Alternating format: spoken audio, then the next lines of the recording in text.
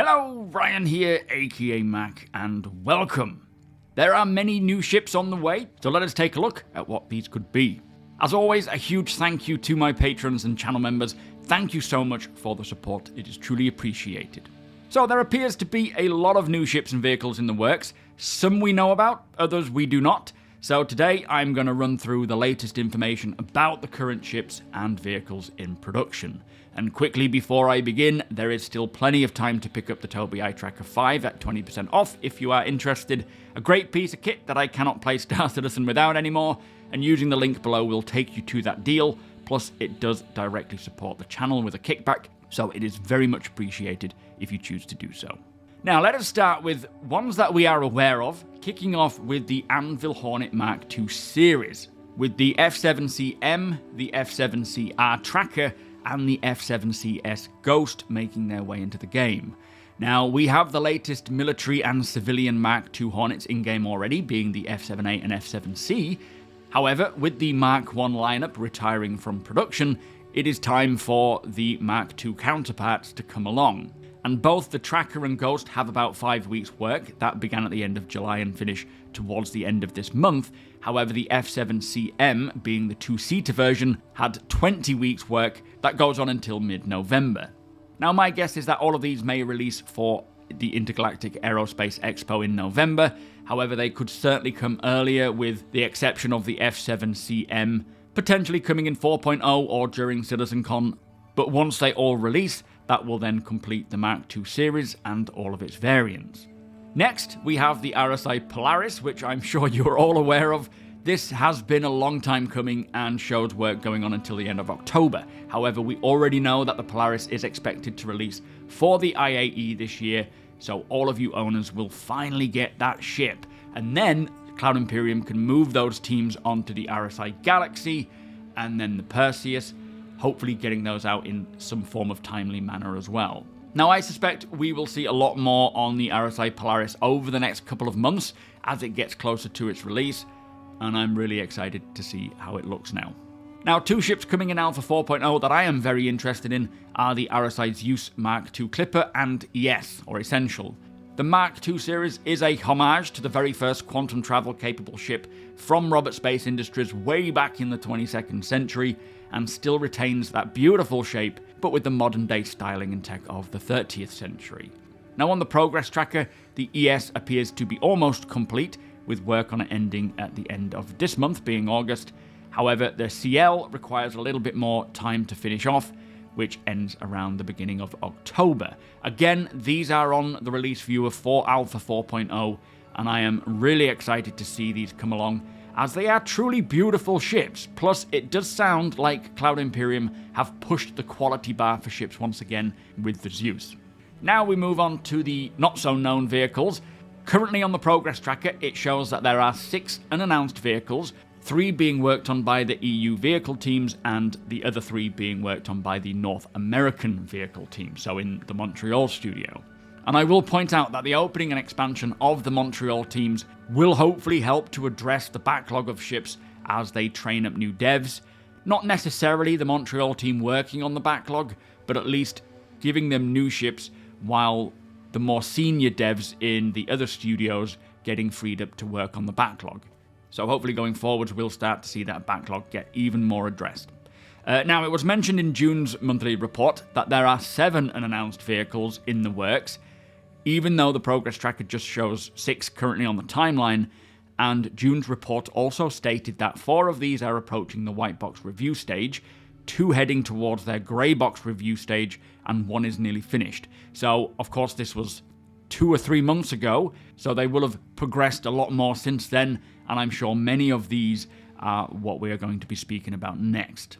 Now, one ship that we have learned about is the new Sabre racing ship, which I've been told is called the Sabre Peregrine, and since they've gold standardized the Raven and introduced the Firebird, I am very happy to see them utilizing the Raven's design a lot more, as those ships just look very sexy.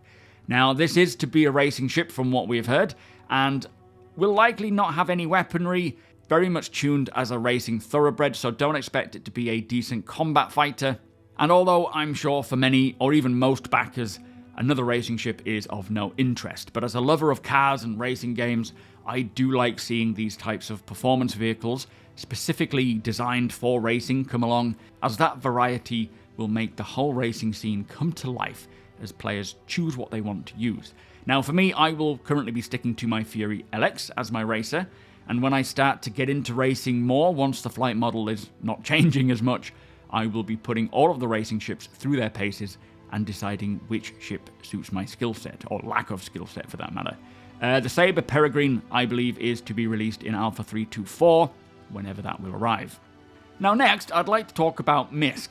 In a couple of recent RSI newsletter emails, the sneak peeks have been what appear to be a new MISC ship, as here they show a couple of kind of wings that currently look like they do belong to that manufacturer.